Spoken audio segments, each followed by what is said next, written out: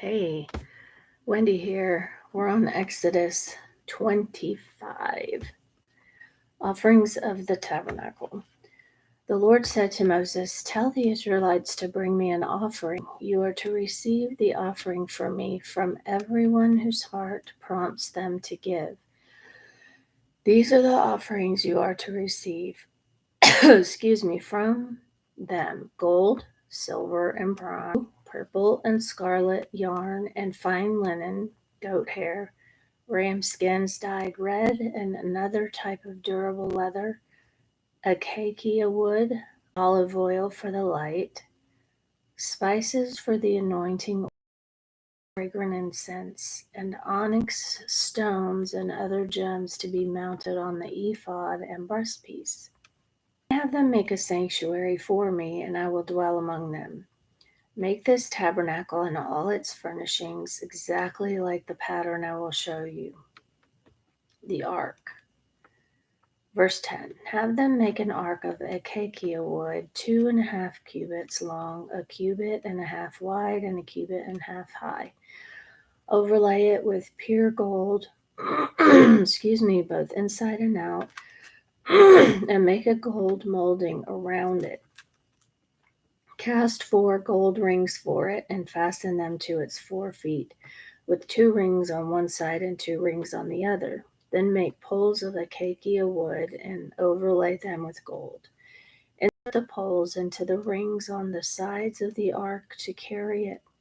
The poles are to remain in the rings of this ark. They are not to be removed. Then put in the ark the tablets of the covenant law, which I will give you. Make an atonement cover of pure gold, 2.5 cubits long and a cubit and a half wide, and make 2 cherubim. The cherubims are to face each other, looking toward the cover. Place the cover on top of the ark and put in the ark the tablets of the covenant law that I will give you. There above the cover, between the 2 cherubim that are over the ark of the covenant law, I will meet you with you and give you all my commands for the Israelites. The table, verse 23. Make a table of acacia wood, 2 cubits long, a cubit wide, and a cubit and a half high. Overlay it with pure gold and make a gold molding around it. Also make around it a rim a hand breadth wide, and put a gold molding on the rim. Make 4 gold rings for the table and fasten them to the 4 corners where the 4 legs are. The rings are to be close to the rim to hold the poles used in carrying the table. Make the poles of acacia wood, overlay them with gold, and carry the table with them. And make its plates and dishes of pure gold, as well as its pitchers and bowls for the pouring out of offerings. Put the bread of the presence on this table to be before me at all times. The lampstand. Verse 31, make a lampstand of pure gold. Hammer out its base and shaft, and make its flower-like cups, buds, and blossoms of one piece with them.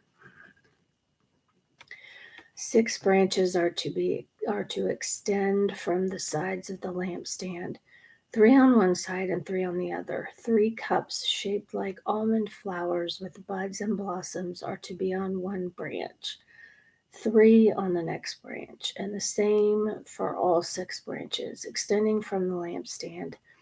And on the lampstand there are to be 4 cups shaped like almond flowers with buds and blossoms. 1 bud shall be under the first pair of branches extending from the lampstand, a second bud under the second pair, and a third bud, under the third pair, 6 branches in all. The buds and branches shall all be of one piece with the lampstand hammered out of pure gold.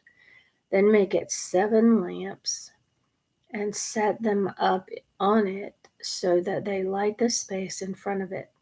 Its wick, trimmers, and trays are to be of pure gold. A talent of pure gold is to be used for the lampstand and all these accessories. See that you make them according to the patterns shown you on the mountain. Wow, that's a lot of detail.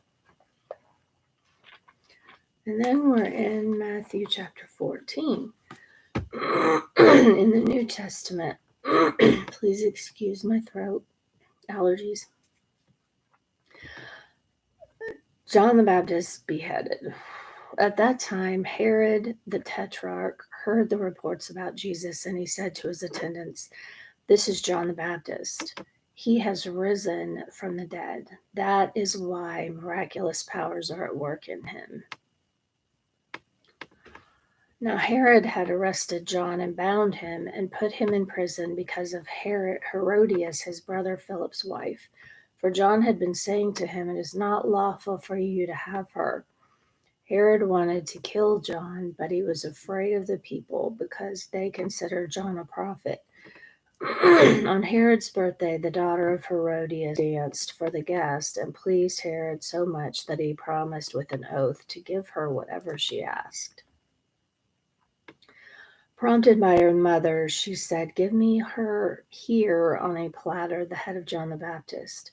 The king was distressed, but because of his oaths and his dinner guests, he ordered that her request be granted and had John beheaded in the prison.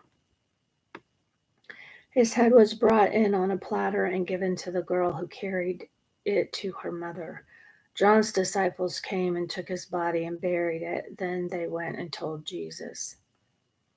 Jesus feeds the 5,000. When Jesus heard what had happened, he withdrew by boat privately to a solitary place. Hearing of this, the crowds followed him on foot from the towns. When Jesus landed and saw a large crowd, he had compassion on them and healed their sick. As evening approached, the disciples came to him and said, "This is a remote place and it's already getting late. Send the crowds away so they can go to the villages and buy themselves some food." Jesus replied, "They do not need to go away. You give them something to eat." "We have here only 5 loaves of bread and 2 fish," they answered. "Bring them here to me," he said. And he directed the people to sit down on the grass. Taking the 5 loaves and the 2 fish and looking up to heaven, he gave thanks and broke the loaves. Then he gave them to the disciples, and the disciples gave them to the people. They all ate and were satisfied, and the disciples picked up 12 basketfuls of broken pieces that were left over. The number of those who ate was about 5,000 men, besides women and children. Whoa. So more than 5,000 people were fed.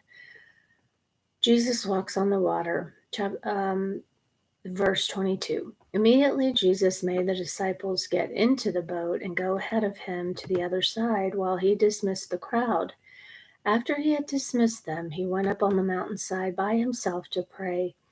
Later that night he was there alone, and the boat was already a considerable distance from the land, buffeted by the waves because the wind was against it.